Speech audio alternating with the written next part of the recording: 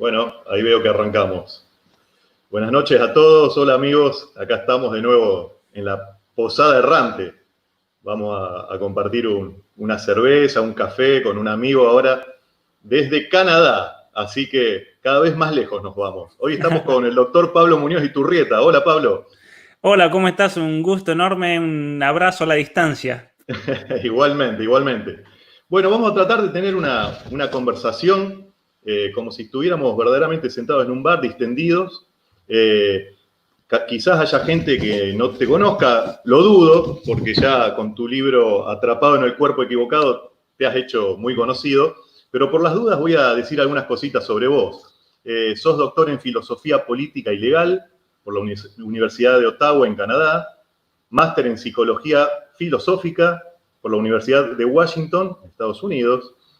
Tiene estudios de postdoctorado en Cambridge, Inglaterra, y en Princeton, Estados Unidos. Y algunas cosas más, pero bueno, lo dejamos como para adentrarnos ya en el tema. Vuelvo a agradecerte que estés con nosotros. No, gracias Pablo, a ustedes, para mí es una alegría enorme. Bueno. Mira, lo primero que te quería comentar y a la vez preguntar, aquellos que te venimos siguiendo por tu libro famoso, mira, lo tengo acá y lo muestro, Atrapado en el cuerpo equivocado, que la verdad es que yo lo recomiendo vivamente. Y le digo a los que están mirando, porque tiene una noción, digamos, una idea general de toda la problemática, no se enfoca en un punto, sino que Pablo tiene la visión natural y sobrenatural del problema. Bueno, los que te seguimos a partir de ese libro, notamos que hace un tiempito que te estás enfocando al tema sociopolítico, cultural, económico, desde una perspectiva mundial. Y te quería preguntar a qué se debe ese nuevo enfoque. En realidad, personalmente, es algo que me ha interesado a mí desde la época de la secundaria. Siempre yo he tenido esa búsqueda filosófica, como se dice, de tratar de encontrar las causas de las cosas, la explicación, el cómo funciona el mundo. En ese sentido, a mí la política me interesó para tratar de explicar el funcionamiento de una nación, cuando me di cuenta que el mundo era mucho más grande que la nación argentina, es cuando ya comienzo a penetrar más en todo el tema de la geopolítica y la política internacional. Eso yo también creo que fue en parte gracias a los libros que comencé a leer de Claudio Sanauja, que me dio una visión única. Yo, si tuviese que dar un itinerario de mi formación intelectual en la cuestión geopolítica, obviamente que por un lado está Leonardo Castellani, que tenía una visión del mundo realmente impresionante. El otro día estaba releyendo, porque me gusta releerlo, el Apocalipsis de San Juan. Castellani tenía una frase impresionante. Él decía que cuando quería enterarse de las noticias, leía el Apocalipsis. Yo leo el Apocalipsis de Castellani para tratar de entender un poco más el Apocalipsis. Pero ¿a qué voy con todo esto? Cuando tenía, creo que 16 años, competí a nivel provincial en una competencia de filosofía allá en Argentina, y leí La República de Platón. Eso fue mi primer libro profundamente filosófico y político, por así decir, y a partir de ahí es que comencé toda mi incursión, que no ha sido obviamente solamente en ese punto, pero ciertamente que toda esa trayectoria me llevó a leer posteriormente la política de Aristóteles, el comentario de la política de Santo Tomás de Aquino, el De Regnum de Santo Tomás de Aquino acerca de cómo debe comportarse un rey, toda la cuestión de ley. De hecho, mi doctorado, yo tengo un doble doctorado en filosofía política y filosofía legal, y una de las especializaciones que hice en filosofía legal es el derecho internacional en la época del siglo de la conquista española, en la escuela de Salamanca. Oh, qué bueno eso. Claro, que me llevó a profundizar. Tengo aquí toda una sección enorme en mi biblioteca, por ejemplo, toda la cuestión de ley natural aplicada al derecho de gentes, entonces todo lo que es la tradición tomista, más los comentarios especialmente de Francisco de Suárez. Tenemos el caso, perdón, el caso de Vitoria. Francisco de Suárez viene posterior, y tengo mis críticas a Suárez, pero especialmente Francisco de Vitoria, todo lo que es el debate ese grandísimo que hubo de Valladolid entre Juan Ginés de Sepúlveda y el gran farsante, como le digo yo, Bartolomé de las Casas, que bueno, fue en su momento un agente, sin él saberlo, un agente de intereses extranjeros y demás, al menos desde el punto de vista geopolítico. Entonces es algo que me ha interesado siempre muchísimo. Ahora, ¿por qué en los últimos meses me he centrado en dar cursos de geopolítica, relaciones internacionales y demás? Porque en mi parecer hay una ignorancia gigantesca al respecto.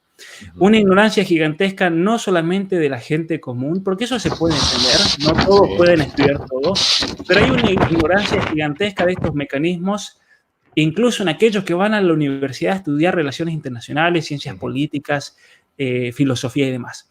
Me parecía importantísimo explicar entonces cómo funciona esto para entender y tener una clave para poder discernir la situación que estamos viviendo en la actualidad. Y entonces en ese sentido que yo he comenzado a hablar más de ese tema, pero obviamente que es un tema que me ha interesado muchísimo y lo he venido estudiando a medida que he estado tocando otros temas, también como por ejemplo el tema de la ideología de género, ¿no? El tema del aborto, que es otro tema también muy relacionado a todo esto, y podemos, bueno, mencionar muchas otras cuestiones más relacionadas a esto que mencionabas. Y Pablo, siguiendo esto de que, aparte nosotros te seguimos, vemos tus videos, tus artículos, y estás hablando de la existencia de un dominio mundial en las finanzas, en la economía. ¿Cómo es eso? ¿Existe un país, varios países, o es un grupo que no tiene asiento territorial y pretende someter a las naciones? Explícanos un poquito de eso. El mundo y las relaciones internacionales y la geopolítica es un juego de intereses. Aquí, en este juego hipócrita y sucio, no importa el bien y el mal, no importa la ética, no importa la moral, simplemente importa para estos actores internacionales, y es algo lamentable realmente, solamente importa el beneficio propio. Ahora bien, hay que entender que a lo largo de la historia, desde el comienzo de los pueblos nómades hasta las primeras asentaciones en el río Éufrates, podemos distinguir ciertos actores internacionales que se dividen en dos grupos especialmente diferenciados. Las unidades políticas, como decías, con asiento territorial, el caso, por ejemplo, de Argentina, que tiene un límite determinado, con fronteras, con un mar atlántico que está al este, Chile, Bolivia, Paraguay, Uruguay, Brasil, un asiento geográfico determinado con una soberanía sobre ese territorio. Pero también hay otras unidades políticas que tienen un papel importantísimo a nivel internacional. Y ese papel importantísimo se va a dar en la medida en que estas organizaciones que no tienen asiento territorial puedan influir en la política interna y externa de una nación. Entonces, por ejemplo, un caso clarísimo es la injerencia de Planned Parenthood en la Argentina. Planned Parenthood, que tiene una injerencia al momento de quién es nombrado ministro de Salud, tiene injerencia al momento de diseñar los programas de educación, especialmente en relación a la educación sexual, tiene una injerencia en debates que se abren a nivel nacional, en diputados, en la Cámara de Senadores. Entonces, ¿cómo podemos explicar la injerencia de una organización como Planned Parenthood? Eso se explica si tenemos una noción que lo reconozca a tal actor como un actor político, pero haciendo la distinción que esto no tiene un asiento territorial. Y así como tenemos fundaciones, ONG, la Fundación Gates, por ejemplo, tiene un poder gigantesco, tiene más poder que la Argentina, para darles una idea.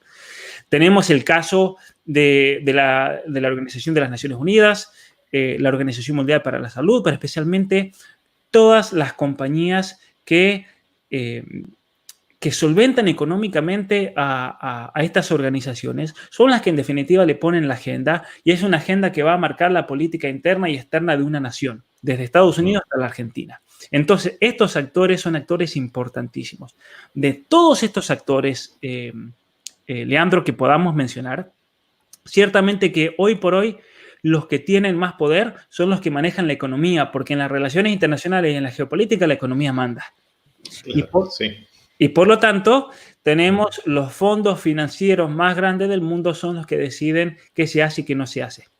Y cuando hablamos de fondos financieros, no hay que pensar solamente en una entidad financiera que maneja dinero, porque esas entidades financieras luego tienen sus fondos de inversiones en la minería, en el petróleo, en la pesca, en el desarrollo de tecnología. Y entonces ellos, en definitiva, son los que se deciden si en Argentina se debe aprobar una ley de la minería o no, por ejemplo. Si en Argentina debe haber una ley de glaciares o no. Si en Argentina debe haber un porcentaje X de regalías que quedan para el país y cuánto sale al extranjero. Esas organizaciones fueron las que decidieron, por ejemplo, en Argentina en el año 2014, cuando se firman los contratos con las mineras y petroleras en la Argentina, el kirchnerismo, que son las mismas compañías mineras de Canadá y de Holanda las que a conciencia, como decimos en Argentina, una vez que llegan a Ámsterdam y que llegan aquí a Toronto, son las que tienen que declarar a la aduana de Argentina cuánto es lo que se llevaron. Es una locura.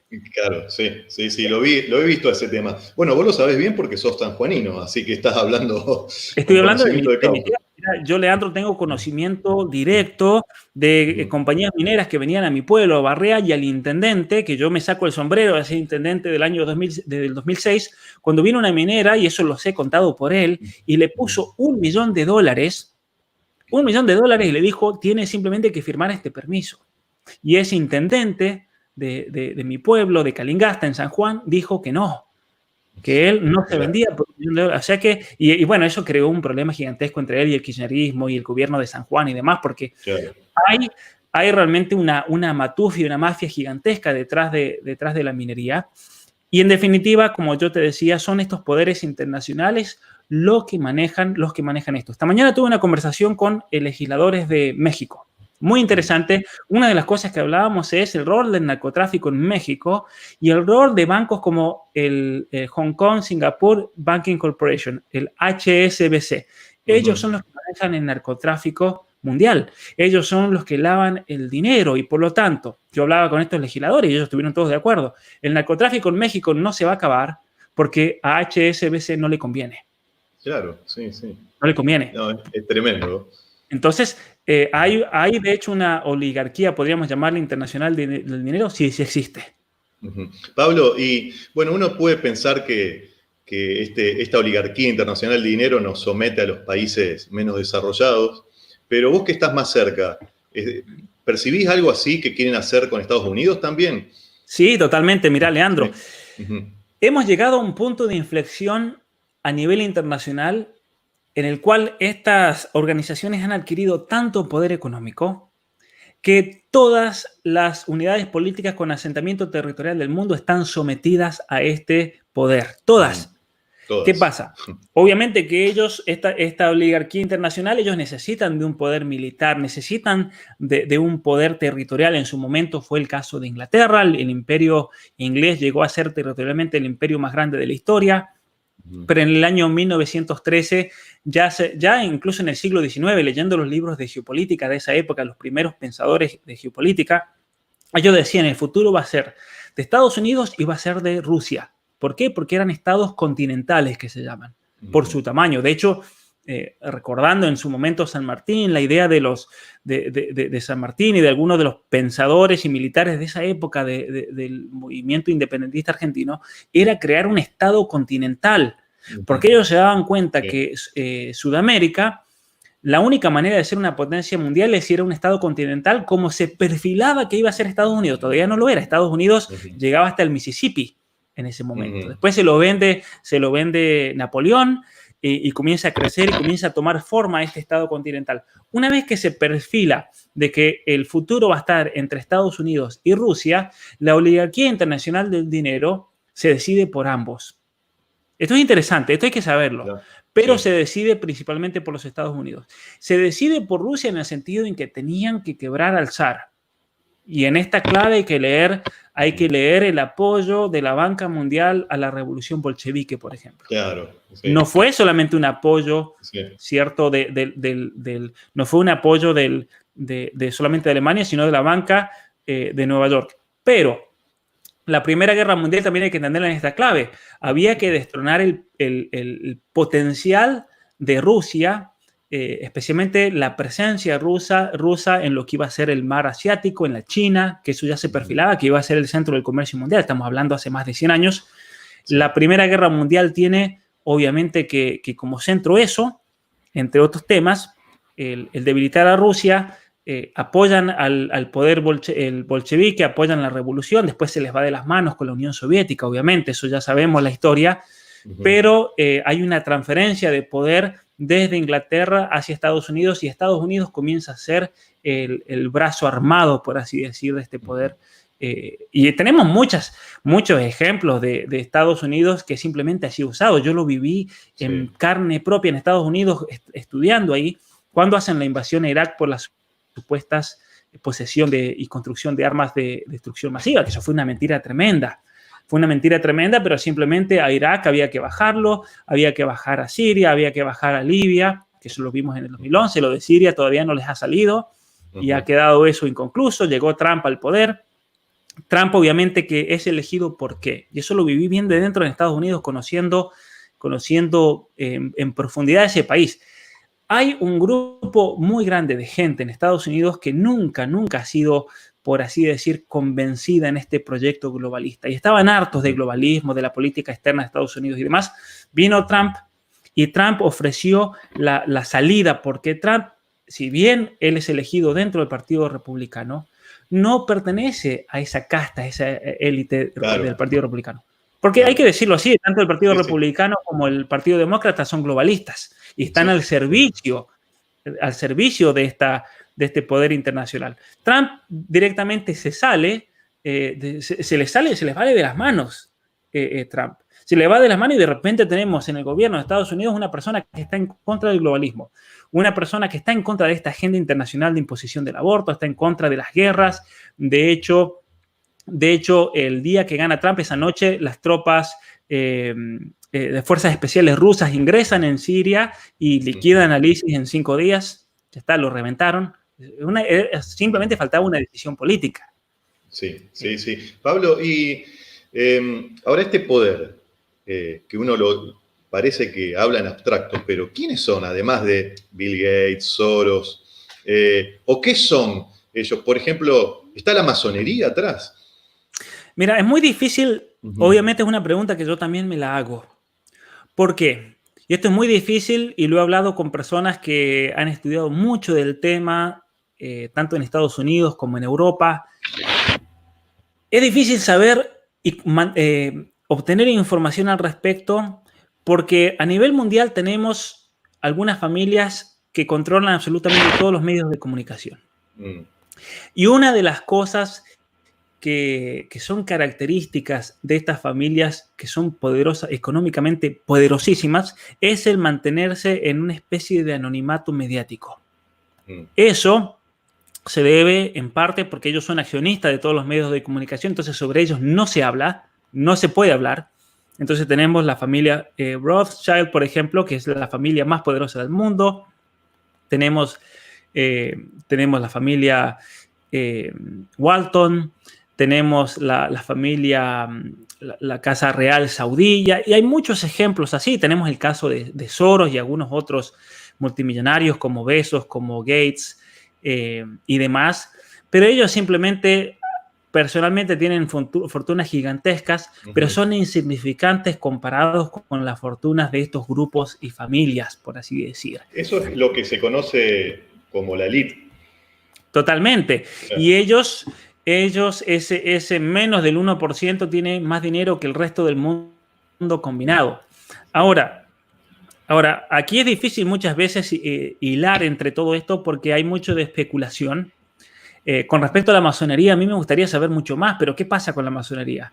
La masonería es una sociedad totalmente secreta y no nos enteramos hasta muchas veces 30, 40, 50, 60 años después. Tenemos mucha documentación del trabajo de la masonería, por ejemplo, en los años 10, 20, 30 en la Argentina. Se sabe mucho la influencia de la masonería italiana en la política argentina. Sí. Pero podemos deducir que si la masonería en esa época tenía tanto poder y la masonería es la que elegía tal o cual gobernante, podemos deducir tranquilamente que es la masonería la que le dice a Cristina quién tenía que poner de candidato, que es la masonería la que dice que el candidato tenía que ser Macri contra Cristina, total, gane uno, gane el otro, ellos salen ganando.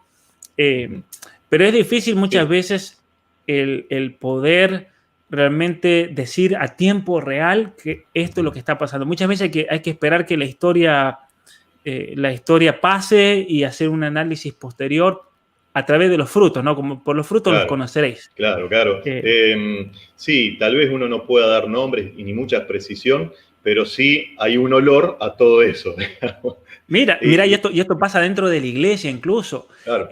A veces yo he escuchado declaraciones o sermones y demás, que obviamente que eso es señal de disidencia controlada, que se dice. ¿Qué es la disidencia controlada? Por ejemplo, supongamos que vos te armes una fundación en Argentina que comience a luchar por la familia y que sea imparable, que tengas un éxito inesperado. Entonces, para los intereses opuestos a tu objetivo, van a decir, bueno, a Leandro no lo podemos parar, al movimiento Provida, por ejemplo, no lo podemos parar.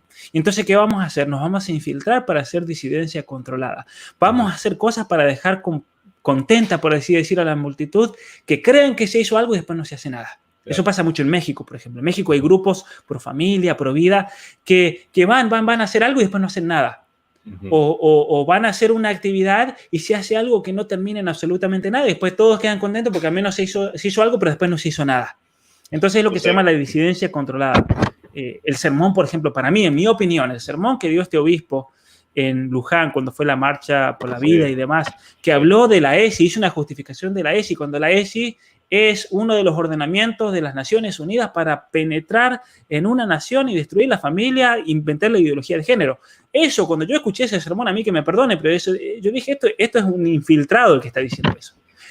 Sea consciente o no sea consciente. Sí. Pero eso es un acto de infiltración y que confunde. Y eso es algo que hay que, al menos yo personalmente lo denuncio, porque también hay que abrir los ojos y no ser inocente, por así decir, en estos temas, ¿no? Mira, Pablo, yo te digo la opinión que tengo al respecto. Yo creo que ya no es decir disidencia controlada, ya no es eso, porque no es disidencia, ya avalan todo. Lamentablemente, es triste decirlo, pero si uno escuchó el Te Deum virtual del 25 de mayo del Cardenal Poli, bueno, es realmente para llorar. Es realmente para llorar. Ha hablado de que este gobierno defiende la vida. Cuando está abiertamente el presidente Fernández diciendo que ya tienen todo listo para aprobar el aborto, o sea que es... Sí. Pero bueno. Ciertamente que, bueno, son las realidades con las cuales nos toca vivir y a pesar de que ellos actúen de una manera u otra, uno tiene que seguir, ¿no es cierto?, para adelante. Porque en definitiva uno responde por las propias acciones. Que el obispo en ese sermón en Luján haya hablado a favor de la ESI, a mí no me afecta en absolutamente nada, ni me va a frenar, ni me quita prestigio, ni nada, porque al único que le quita prestigio es él mismo. Porque mis oyentes, mis seguidores ya entienden bien de qué se trata esto, ¿no? Exacto. Sobre todo leyendo el Apocalipsis y las explicaciones del padre Castellani. Uno se queda tranquilo de que lo que está viendo ya fue dicho. Sí, seguro. Bueno, al menos nosotros en Argentina tuvimos un Castellani que dio una buena caracterización de la jerarquía y demás, y esa imagen de Panchanfla, ¿no? Monseñor Panchanfla. El que no sepa qué es, que lo busque y que se deleite, pero obviamente que eso generó un odio muy grande, imperdonable contra Castellani, y por eso Castellani es el gran desconocido, el literato más grande de la historia de la República Argentina, es un gran desconocido. Eso eso lo dice este autor español, el columnista, ¿cómo es? Prada. De Prada, Juan Manuel de Prada. Juan Manuel de Prada. Nosotros tenemos al Chesterton de la lengua española. A Chesterton, mira, Chesterton, en inglés, yo fui a la Universidad de Cambridge, en un ambiente muy secular, muy agresivo. Pero todo el mundo lo había leído a Chesterton. Y todo el mundo te decía que Chesterton era tal vez el escritor más importante del siglo XX. Siendo que Chesterton no era anglicano. Así que imagínate, hablar a un católico como el escritor converso del anglicanismo, el catolicismo, y que se lo reconozca y se lo conozca, se lo nombra. En Argentina no lo nombra nadie a Castellani. Y eso es lamentable realmente. Yo creo que el trabajo... Bueno, yo creo que hay que hacer esto, hay que empezar a nombrarlo y que la gente lo conozca y que lo comience a leer. Sí, por eso yo le recomiendo a mis amigos que no han leído todavía Su Majestad Dulcinea, un libro profético de él, donde aparece Monseñor Panchampla, y se ve todo esto, ¿no? El cristianismo vital del que él habla. Es bueno verlo porque uno tiene que estar preparado para saber que esto iba a ser así y Sí, está sí, viendo sí. algo, está viendo algo que ya se sabía. Mira, Pablo, sí, decime, sí. decime. No, Con decime, respecto a ese decime. libro, yo he venido comentando muchos libros de literatura distópica porque es otro libro que estoy preparando. Simplemente voy a sacar un capítulo, va a ser un libro distinto, El Señor del Mundo, 1984, la Rebelión en la Granja, y quiero poner como el culmen de eso el libro que a mí me parece, de toda la literatura distópica del siglo XX, el culmen y el libro más importante es Su Majestad Dulcinea. Eso es indudable. Mirá. Entonces, voy a hacer un video, de hecho, sobre eso, sobre Su Majestad Dulcinea. Y a modo anecdótico, mi abuela, por parte de mi madre, ella, un orgullo era que ella sale mencionada en ese libro junto con todos los compañeros de trabajo, porque ella trabajaba para Santiago Grafiña en San Juan, en la bodega Mirá, Colón. Y sí. el padre Castellani, como agradecimiento a todo el tiempo que pasó ahí, que lo hospedaron en una época muy difícil de su Sí. vida, él puso como los criterios de los últimos tiempos a los empleados de la bodega Colón. Así que mi abuela en ese libro es una cristera y para mí es un Qué orgullo bueno, también, ¿no?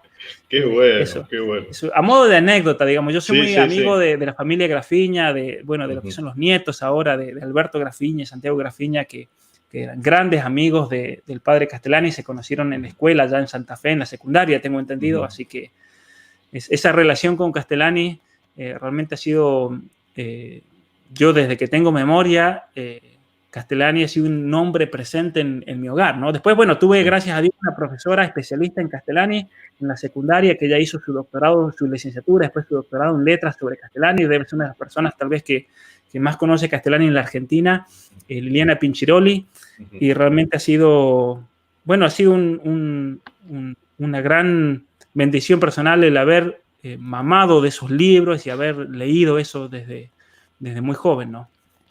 Sí, sí, sí, yo opino lo mismo. Vos mencionaste que este poder mundial tiene los medios de comunicación, ¿no? Son dueños de la mayoría de los medios de comunicación. ¿Qué rol juegan en esta reingeniería social que estamos viendo que hasta hace 10 años era impensable que una persona justificase que un ser humano se puede casar con un animal? Y sin embargo, hoy nos encontramos con gente que no tiene ningún problema en admitirlo. Bueno, mira, yo voy a hacer una respuesta breve ahora, pero les recomiendo ver una de las sesiones de mi curso de geopolítica, creo que fue la sesión número 6, la última, donde hablo de todo este mecanismo mundial. En simples palabras, los medios de comunicación, los hegemónicos, los grandes, son simplemente un mecanismo de propaganda, no son mecanismos de noticias. Y esto es algo que estuvo pensado ya no de los últimos 5, 6, 10 años. Esto es algo que viene desde siempre. De hecho investigando en Derecho Constitucional, cuando estudié en la universidad, tuve que estudiar mucho acerca de la formación de la Constitución de Estados Unidos. Cuando estuve en la Universidad de Princeton, me concentré en eso. Todas las discusiones de la época, todos los grandes debates que hubieron al momento de decidir si se hacía una nación, si no, qué tipo de gobierno iba a tener y demás. Y una de las cosas que me sorprendió es que los padres de la patria en Estados Unidos eran muy críticos con los medios de comunicación, porque ellos se daban cuenta que ya en esa época estaban manipulados, y en esa época estaban manipulados por Inglaterra, el poder económico de Inglaterra. Claro. Entonces ellos le recomendaban a la gente que no había que leer los diarios. No había que leer los diarios porque los diarios te iban a poner en contra de tu propia nación. Era una cuestión geoestratégica. Y te estoy hablando cartas de fines de 1700. ¿Sí? Es muy interesante eso.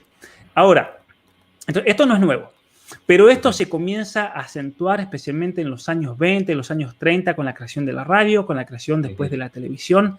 Hay una obra que es clave para entender esto que se llama Propaganda, este libro Propaganda, y luego se da todo un desarrollo en el cual los medios de comunicación más y más y más se van transformando para ser parte o serviles a esta oligarquía internacional, a este poder financiero, hasta el punto en que llegan a ser totalmente acaparados y comprados por ellos. Hoy por hoy no existe, en los medios hegemónicos no hay independencia de pensamiento, todo viene dictando desde arriba.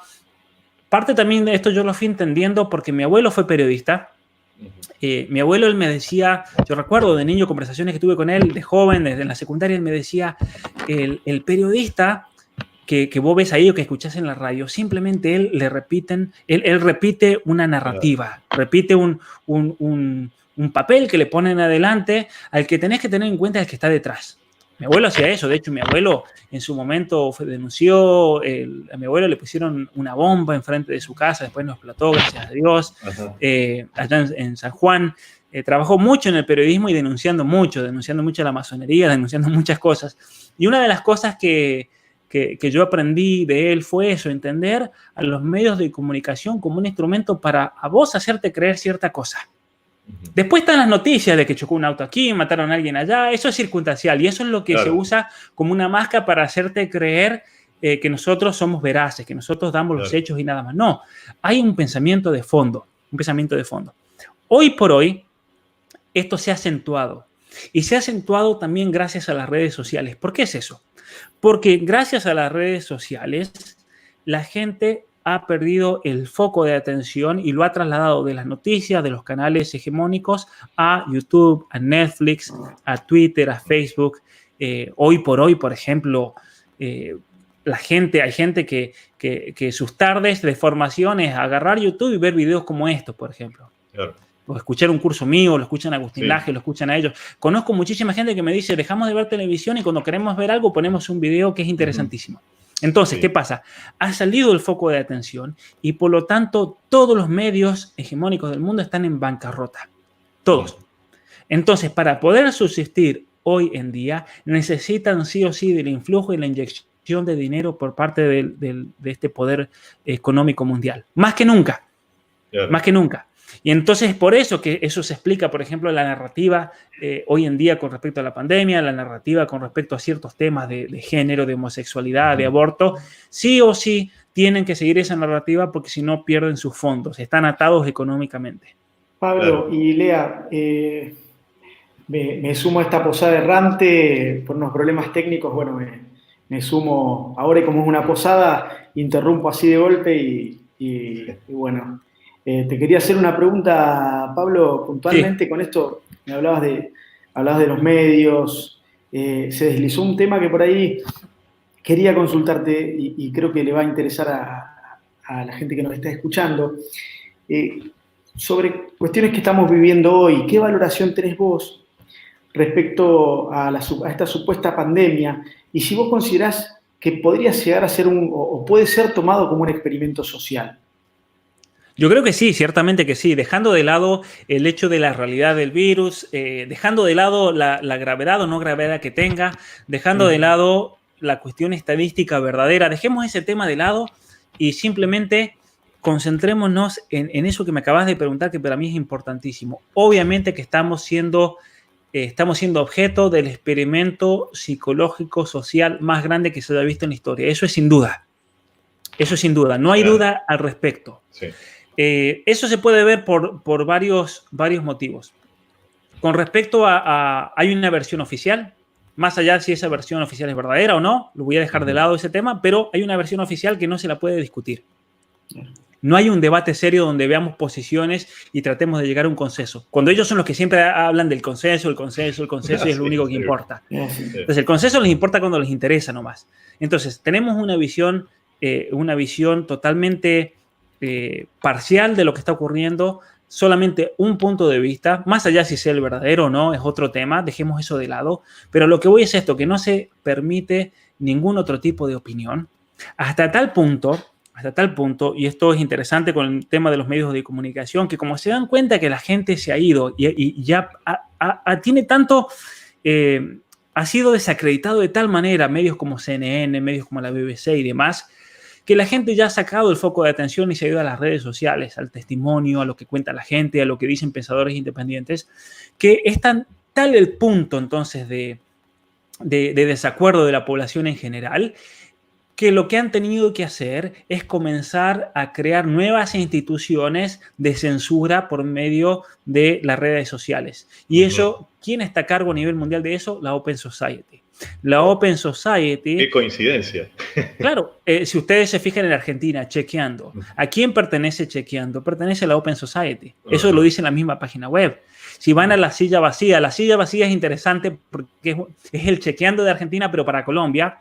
Chequeando ha estado enviando mensajes a todos mis seguidores en las redes sociales diciéndoles que tengan cuidado con lo que yo digo y los amenazan con que pueden sus cuentas ser suspendidas. Hoy pasó una cosa muy curiosa. Tuve una conversación con Agustín Laje y con el candidato presidencial de Costa Rica, Alvarado, y ahí en ese momento gente comenzó a compartir el video en sus portales de Facebook y varias gente mandó captura de pantalla diciendo y poniendo en los comentarios que Facebook se los bloqueaba, no se podía compartir, ¿no? Entonces hay un control absoluto del relato y eso hace muy mal a una sociedad. Eso es terrible para una sociedad. ¿Por qué es terrible? Porque si Pablo Muñoz Iturrieta dice una gansada, por así decir, es necesario que venga gente y diga, no, mira, lo que dijiste está mal por esto, por esto y por esto. Y que yo tenga la oportunidad de responder y decir no por esto y por esto, o decir me rectifico, tenés razón en esto, tenés razón en aquello, me equivoqué con esto. Necesitamos ese debate, es importantísimo para poder conocer la verdad de una situación, especialmente cuando es una situación tan compleja. Necesitamos de ese debate y esa ida y vuelta, pero no se permite totalmente. Por otro lado, es impresionante cómo se está manipulando la población con respecto al miedo. Yo que habiendo estudiado psicología lo veo en su momento, en febrero. Esto ya lo comencé, pueden ver videos y conferencias mías y algunos escritos. Yo ya en febrero venía diciendo que esto era un experimento psicológico. No sabíamos que iba a terminar una cuarentena, todo lo que ha llegado. Pero yo en esa época yo ya veía venir que esto era una cuestión de terror psicológico que se estaba metiendo en la población por medio y obra de los medios de comunicación. No, entonces... Sí. Seguí. No, eso simplemente, que estamos ante un experimento social, psicológico, sí, y tal vez el más grande que hayamos visto en la historia. Totalmente, de acuerdo con Pablo, eso. no era Maquiavelo quien decía que quien maneja el miedo de la gente maneja el alma de ellos, o sea, de la población, del ciudadano. O sea, me parece que tiene un poquito que ver con eso, ¿no? Y anclando un poquito en esto también que se deslizó lo del miedo y que a veces nos encontramos también que manejan ese miedo para que no se puedan criticar ciertas cuestiones. Te quería preguntar también si vos pensás si la ideología de género, o sea, una ideología que hoy parece como invulnerable, que nadie la puede criticar o que es incorrecto hablar en contra, me explico, de sus institutos o de lo que plantean, si vos en este tablero internacional que vos nos planteás, si juega la ideología de género algún papel en este nuevo orden. ¿Y vos qué opinás al respecto, Pablo? Sí, yo creo que sí. Yo creo que de todas las facetas mucha gente dice, bueno, a ver, voy a empezar con eso. Mucha gente dice, nuevo orden mundial es conspiración, decir nuevo orden. No, en realidad no es así. Cualquier persona que haya estudiado geopolítica, que estudie relaciones internacionales, se da cuenta de que el orden, hay un orden mundial, hay un orden. Nosotros necesitamos un orden en nuestra propia vida para funcionar. ¿A qué hora vamos a comer? ¿A qué hora te levantás? A nivel internacional existe un orden establecido, pero es un orden que es fluido y es un orden que va variando y que va cambiando de acuerdo a los intereses de los poderes que están en juego. Entonces, el orden mundial se va configurando todo el tiempo, por eso lo decía en el curso de geopolítica, siempre hay un nuevo orden mundial. ¿Qué pasa? Que en la actualidad, esta nueva configuración, este nuevo paradigma de orden mundial es muy peligroso porque penetra de una manera suave, no penetra al modo como penetró el comunismo por medio de la muerte, de la amenaza, del miedo, penetra de una manera muy solapada, pero tiene un fundamento ideológico peligrosísimo, tanto incluso más peligroso de lo que fue el marxismo en su momento. Porque al menos el marxismo no negaba muchos aspectos de la realidad humana, le negaba al ser humano muchos valores, pero no lo destruía como ser humano, lo reconocía como ser humano. Entonces la ideología de género es un cambio antropológico de 360 grados, totalmente distinto. Estamos hablando ya ante otra realidad. Es parte de este nuevo orden.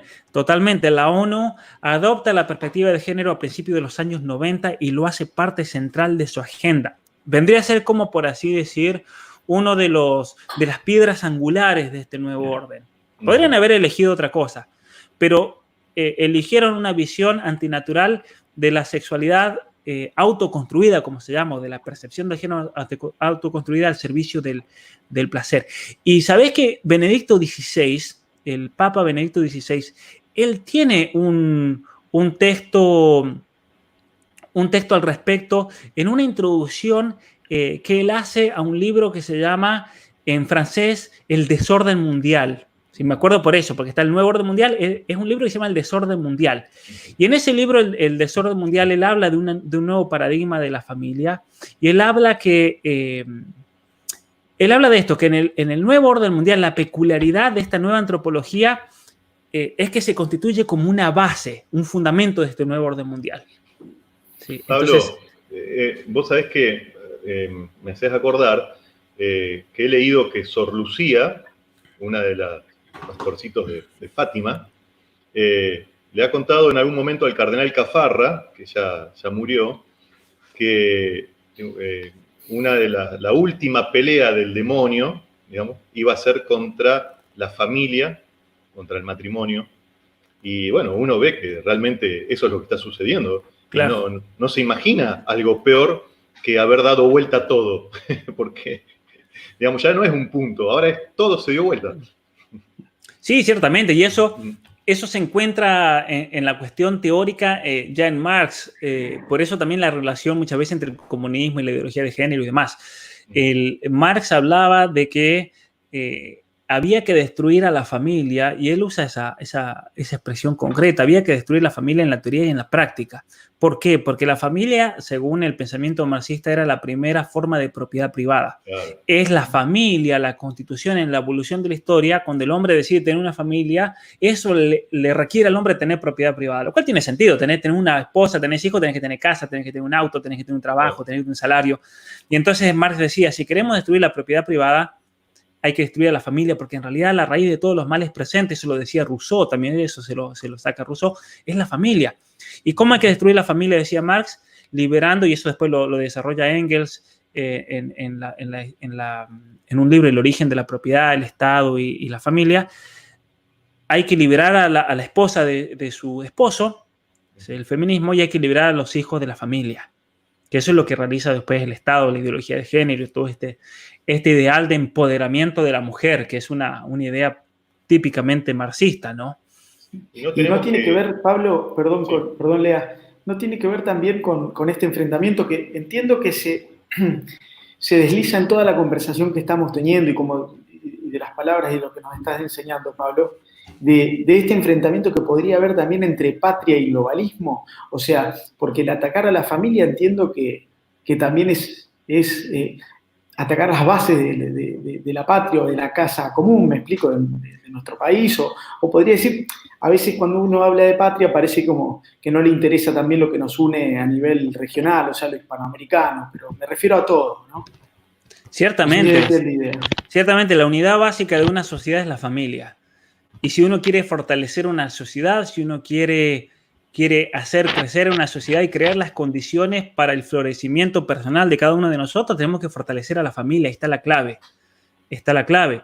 Luego está el hecho internacional, que es un poco particular de Latinoamérica, porque una cosa que yo, gracias a todas estas conferencias, he tenido la oportunidad de viajar desde México a la Argentina, conocer en profundidad mucha gente, muchos pueblos, idiosincrasias, y me doy cuenta que somos lo mismo nosotros. De México a la Argentina somos lo mismo. Simplemente tenemos tonada diferente, como hay tonada diferente entre San Juan, Córdoba y Buenos Aires y Santa Fe, por ejemplo, Misiones. Pero tenemos un mismo sentir, un mismo ver la realidad, una misma fe de fondo que ha configurado el espíritu nacional.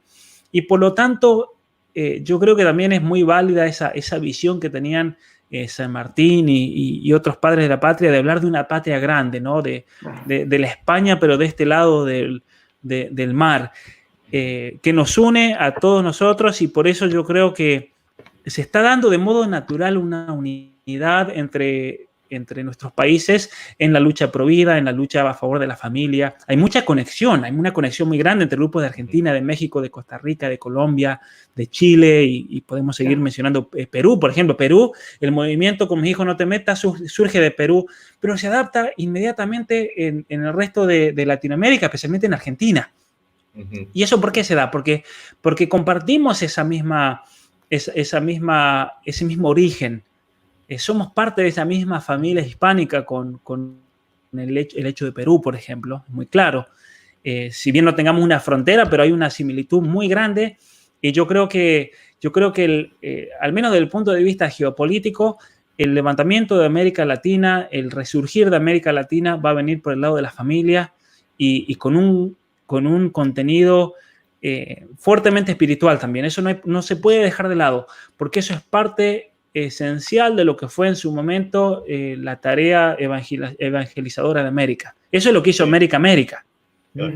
Sí, sin duda. Por eso también, bueno, es para otra charla, ¿no? El odio ese a España tan terrible, ¿no? Ha evangelizado un continente. Pablo, también no quería dejar de mencionar que la verdad es que nosotros tenemos que decir que hemos llegado a esta catástrofe a través de la democracia, votando. Entonces, un papel fuerte juega esa democracia y esa soberanía del pueblo, y uno a veces tiene miedo de que cuando se vote el aborto, si sale y bueno, lo decidió la mayoría, entonces nos vamos todos a casa. ¿Qué podés decirnos de eso? Yo realmente, conociendo bien estos... Se perdió ahí. A ver si lo podemos recuperar a Pablo. Bien.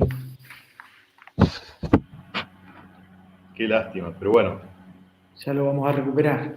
Ya lo vamos a recuperar. Sí. No, pero importantísimo lo que trataba Pablo, esto de lo que nos une, ¿no? La fe fundante, la familia, todo esto de que se tenga que trabajar. Ahí lo tenemos de nuevo. Ahí está de nuevo. Sí, se me cortó el internet 5 segundos, creo. Bueno. Esperemos que no se vaya. No, venía diciendo que... a ver...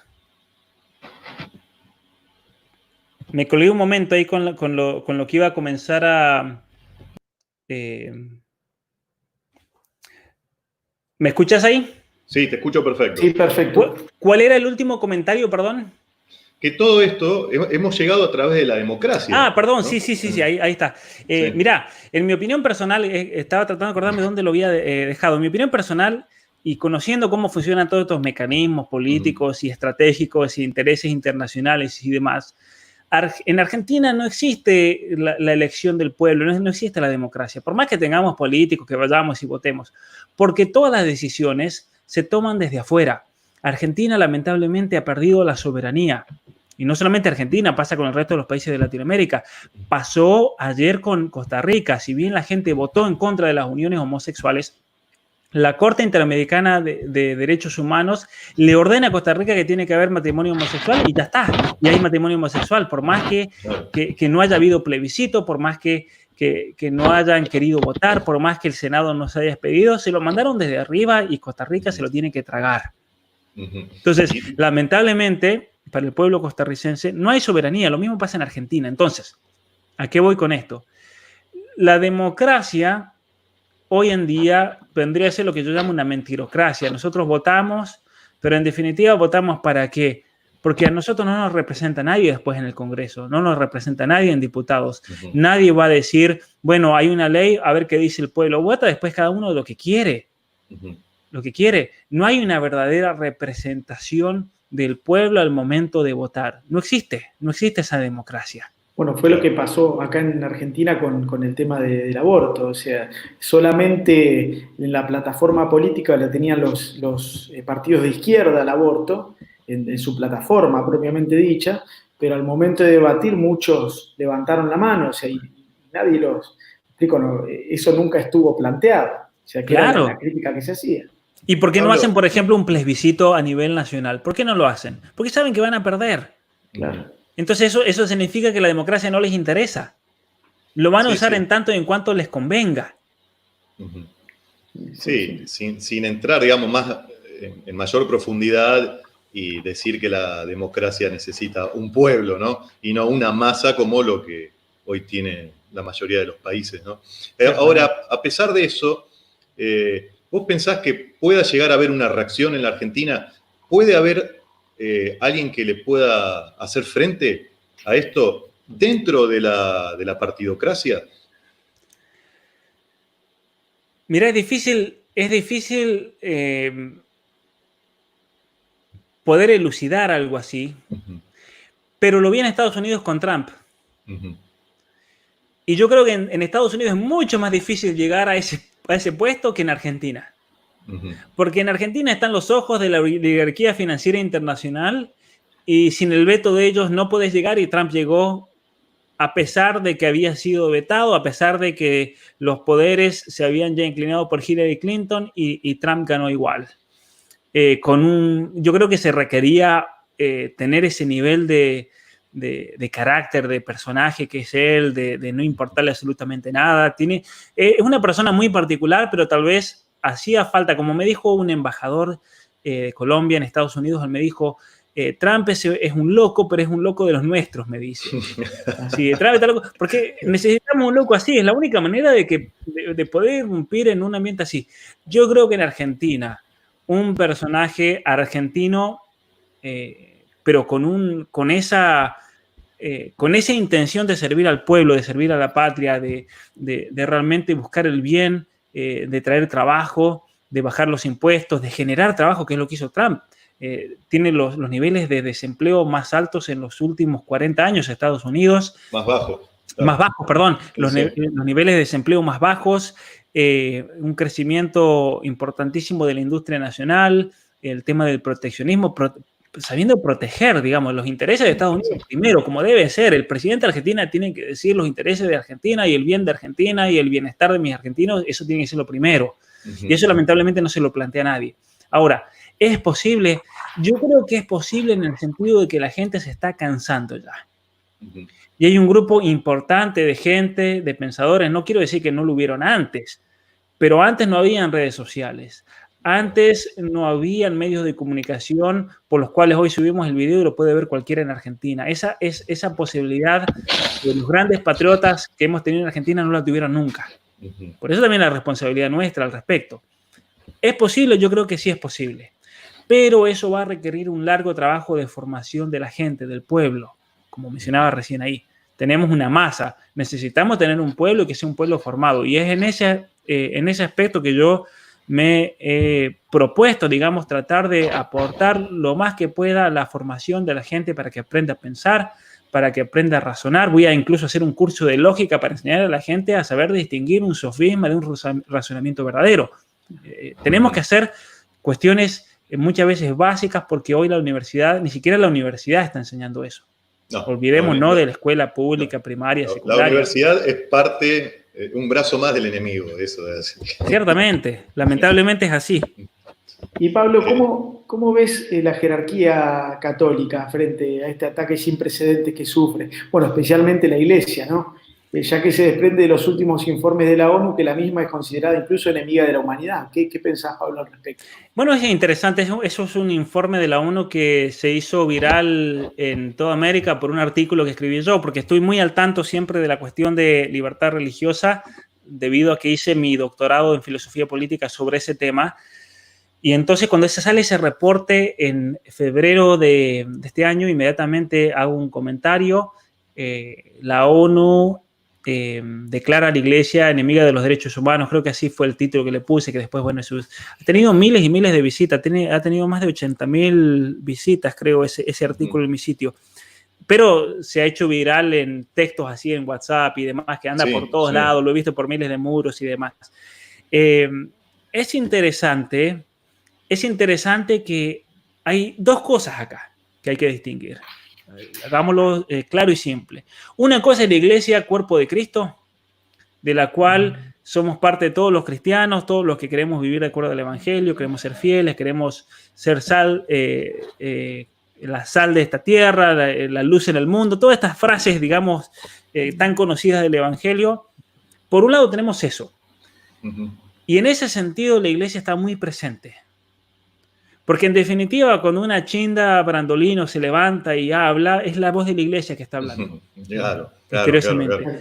Y eso lo veo yo también. Yo cuando hablo y hablo desde el punto de vista de la ciencia o de la filosofía, mi libro de ideología de género, ahí en el libro lo digo, este es un libro de ciencia, no de teología, y por lo tanto la fe en silencio deja que hable la razón, en respetuoso silencio deja que hable, pero es una razón guiada por la fe, entonces también es la voz de la iglesia, ciertamente. Claro. En las grandes marchas que se hicieron en Argentina fue la voz de la iglesia, si bien lamentablemente hubo una ausencia tremenda de la jerarquía católica, y eso hay que reconocerlo, fueron los pastores evangélicos en general los que estuvieron ahí, se pusieron al hombro y se enfrentaron a esto. Fueron los pastores evangélicos en general los que han organizado gran cantidad de eventos contra la ideología de género, a favor de la familia, contra el aborto. Eso le pueden preguntar a Agustín Laje, el caso mío, la mayoría de los que nos han invitado en el ámbito eclesiástico o religioso, por así decir, han sido pastores protestantes.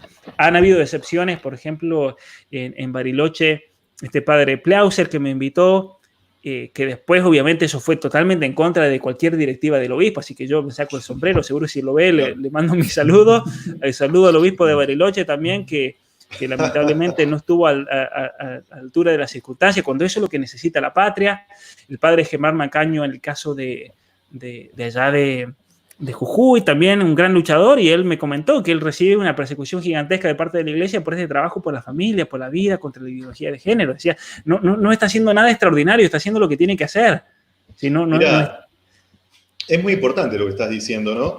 Y además, la voz de la iglesia hoy está, bueno, en tu libro, en vos, en Chinda, en las marchas providas, en los laicos, y está eso, digamos, el mismo San Juan Pablo II ha dicho, ¿no? La hora de los laicos. Y está claro. La verdad es que el otro día estuve escuchando, lo estuve escuchando por internet, pero lo he hablado varias veces personalmente, al doctor Héctor Hernández, ¿no? Quien se ha dedicado a dar con lujo de detalle cómo para no ir tan lejos, desde el problema con el Beagle que tuvo la Argentina hasta hoy, siempre la jerarquía ha estado en el camino equivocado. Claro. Entonces, y son los laicos los que marcan la verdad. Y hoy creo que vos pensás seguramente lo mismo por lo que decís. Ya no hay que ir a pedirle permiso, hay que hacerlo. No, ciertamente que no. En mi experiencia personal, mientras menos se entromezca la jerarquía, mejor. Sí, ¿por qué? Tal cual. Porque muchas veces te van a venir a arruinar o a frenar o a parar algo que de otra manera se hubiera dado. Entonces también uno tiene que ser astuto. Y eso yo lo he aprendido en Canadá. Si hay jerarquía que está vendida al poder de este mundo, es el de Canadá. Canadá, por ejemplo, para que se den una idea, la conferencia episcopal firmó esto viene ya de tiempo, cuando el Papa Pablo VI publica la encíclica Humane Vitae. La jerarquía, la conferencia episcopal canadiense se reúne en Winnipeg y ellos hacen el decreto de Winnipeg en la cual rechazan la enseñanza de la iglesia con respecto a la anticoncepción. Para que se den una idea, o sea, una iglesia cismática. Sí. Y a partir de ahí tiene una historia tremenda. Aquí no hay nadie más servil y más desaparecido que la iglesia, la jerarquía, pongámosle así, la jerarquía canadiense. Peor que en Argentina. En Argentina al menos aparecen en las noticias, se reúnen con Fernández. Aquí están desaparecidos, pero no una ausencia, brillan por su ausencia. Entonces, en Argentina, lamentablemente, y eso ya lo denunciaba Sakeri, por ejemplo, en la iglesia clandestina, el que quiera entender el problema de la iglesia argentina tiene que leer a Sakeri, tiene que leer a Miguel, tiene que leer a Castellani para ver cómo en su momento el modernismo penetró, cómo penetró el progresismo, cómo penetró el marxismo, todas estas corrientes en las cuales ha sido formada el clero. Es una realidad también. Y eso tiene una incidencia después muy grande en lo que sería la estructura jerárquica de la iglesia. Ahora bien, por eso yo digo, hay que distinguir dos cosas. Hay que distinguir el cuerpo místico de Cristo, los que somos todos la iglesia, pero por otro lado está la jerarquía, que brillan por su ausencia, salvo la excepción, por ejemplo, de Monseñor Aguer. Monseñor Aguer, una anécdota interesante, una radio de Buenos Aires me invitan a hacer una entrevista y me dicen, mira, en un momento de la entrevista se va a enganchar Monseñor Aguer. Buenísimo. Y entonces se engancha Monseñor Aguer y le pregunta sobre el género y él dice, sí, estuve caminando en una librería y había visto en el diario La Nación que los libros más vendidos hoy en día son los del género, así que me fui a una librería y vi una mesa y eran todos libros de género y encontré este libro que me encantó, lo leí en 2 días, Atrapado en el cuerpo equivocado. Era tuyo. Así que a mí me sorprendió totalmente debe ser la única librería en la República Argentina, una de las pocas, ¿no? Que vende Sí, mi sí. libro en Buenos Aires, al menos. Sí. Creo que fue al Club del Libro Cívico en Buenos Aires, ahí lo encontró. Ah, claro. Y bueno, y ahí el conductor le dijo, Monseñor, ¿sabe qué? El autor del libro está acá con nosotros, así que ahí, bueno, me felicitó y demás. Y después hizo un artículo que salió en la prensa donde menciona mi libro, el estudio que hago, pero fuera el caso de él, fuera de él, Sí. realmente hay una ausencia tremenda de cuando realmente la gente necesita ese apoyo, necesita esa imagen, necesita esa presencia, por su función misma de teólogo, como dice Santo Tomás de Aquino. El teólogo es el que tiene que iluminar, el teólogo es el que tiene que estar dando pautas, criterios a todos, desde el presidente Fernández hasta la señora que limpia la escuela, a todo el mundo. Y eso no existe en Argentina, lamentablemente. Sí.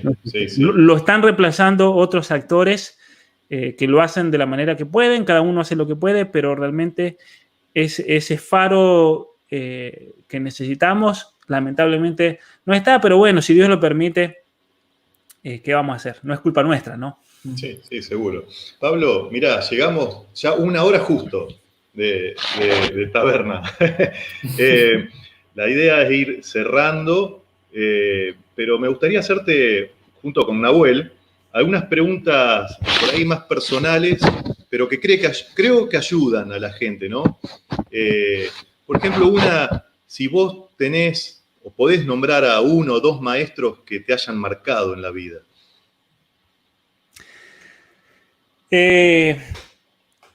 Yo creo que principalmente mis maestros han sido los libros siempre. Uh-huh. Y si hay alguien que me ha marcado profundamente en mi pensamiento y en el modo de dirigir todo mi conocimiento y también mi vida, ha sido, indudablemente, yo creo que en el pedestal hay que poner a Santo Tomás de Aquino. Uh-huh. Yo lo conocí a Santo Tomás de Aquino cuando tenía 16 años.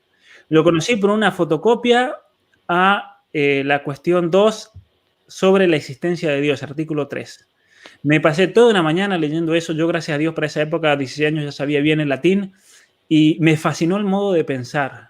Me fascinó el modo de plantear esa realidad y a partir de ahí no lo dejé de leer más. De hecho, la Suma la pude leer, por lo menos, la he leído 3 veces completa, he leído prácticamente todas las obras. Yo creo que él siempre ha sido una guía para mí. Al momento de discernir incluso situaciones actuales que estamos viviendo hoy en día, incluso el momento de escribir mi libro de ideología de género fue desde esa visión que yo creo que adquirí y aprendí leyéndolo a él. Pero también obviamente que han habido otros personajes importantes en la formación, como han sido el caso de Castellani, por ejemplo, el caso de Membiel, autores argentinos eminentes. Si hablamos, por ejemplo, de cuestiones más filosóficas, bueno, podría mencionar muchos autores más, pero yo creo que con eso Hugo Wass también ha tenido una influencia muy grande en mi vida. Yo, gracias a Dios, me he podido leer todos los libros de él, estaban la mayoría de sus libros en mi casa, así que Hugo Wass fue un gran compañero en mi juventud, en mi adolescencia. Cuando tenía 16 años me propuse leerme todos los libros de Hugo Wass en ese año, me acuerdo. Dijo, este año, ya los había leído mucho, pero este año me los leo todos, de principio a fin, así que agarré desde el primero de sus libros hasta el último, y me acuerdo que me hice una maratón de libros que me tenía que leer al menos 1 o 2 por semana, y me acuerdo que me los leí en el año 98. Y Pablo, ya que estamos con este tema, perdón, te interrumpo, de libros, y entrando a estas consultas que te hacemos para conocerte más incluso, ¿qué libro recomendarías para estudiar el nuevo orden mundial? Si tenés para recomendarnos. Yo recomendaría un libro que se llama Poder Global y Religión Universal de Claudio Sanauja.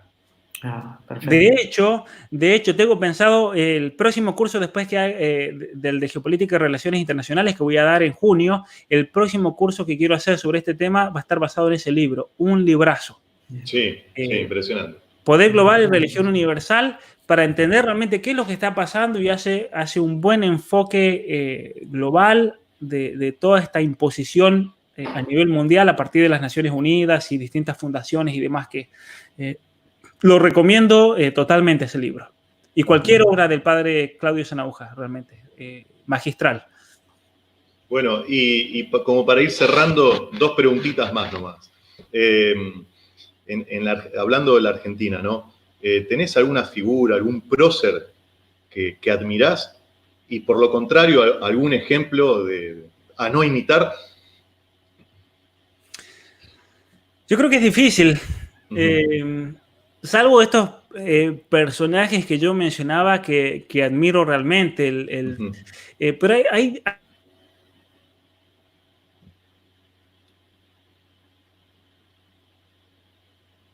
Hola. Hay más grande, yo creo, de la Argentina, es la desorganización. Es un partido dando a los tropezones y demás. Podría mencionar a Castellani, podría mencionar a Membiel. Con respecto a alguien nefasto que realmente detesto en la Argentina y yo creo que ha hecho un mal tremendo, sin lugar a dudas, Marcelo Tinelli. Actualmente yo creo que es la persona más nefasta de la República Argentina, más que el presidente, más que los que votan en el Senado. Sí. Yo creo que Marcelo Tinelli es la persona más nefasta hoy por hoy en mi vida, porque Tinelli empezó en los 90. Yo creo que hoy por hoy Tinelli ha sido la persona contemporánea mía más nefasta de la República Argentina. Y yendo temas atrás, digamos, algún político, algún prócer, digamos. Sarmiento.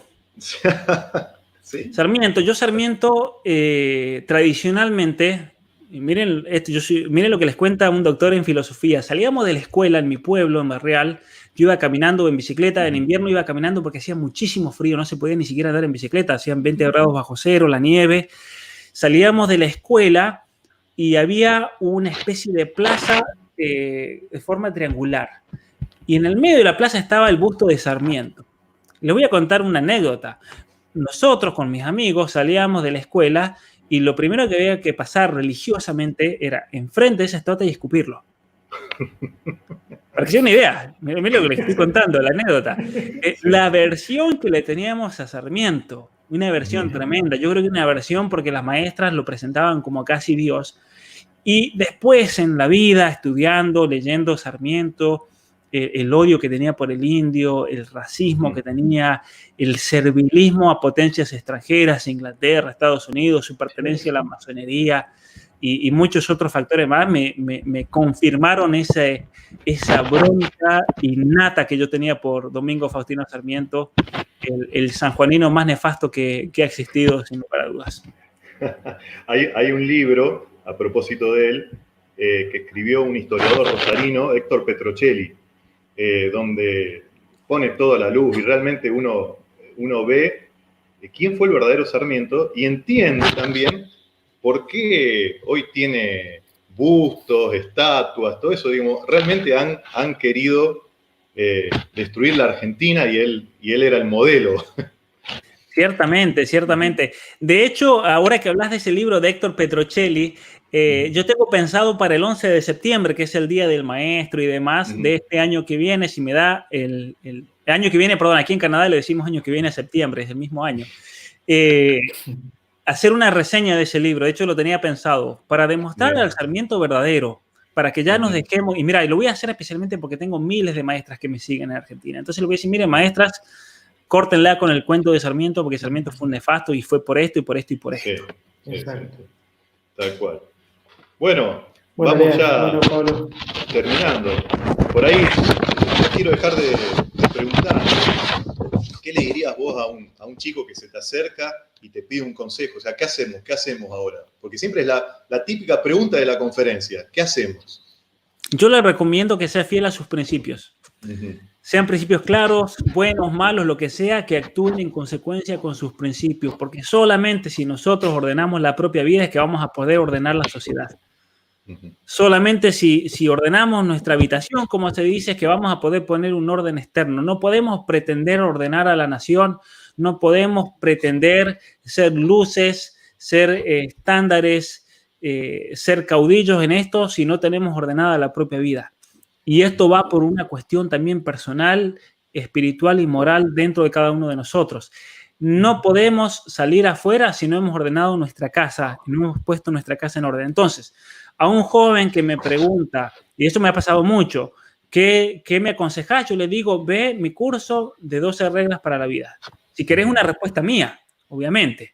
Claro, si querés sí, una sí. respuesta mía, te aconsejo ver, yo les digo, mi curso sobre 12 reglas para la vida, para tratar de escapar al caos y alcanzar un cierto nivel de orden personal que está especialmente centrado en vivir en conciencia, ser fiel a los propios principios y no traicionarse a sí mismo. Porque si uno no es fiel a sus propios principios, si uno al momento de tomar una decisión, una encrucijada, claudicás a tus principios, ya no servís para esta lucha, ya está. Claro, Entonces, claro. ordena tu propia vida y sé fiel en cada momento. Pregúntatelo, no actúes impulsivamente, pregúntate en cada momento si realmente esto está de acuerdo a tus principios o no.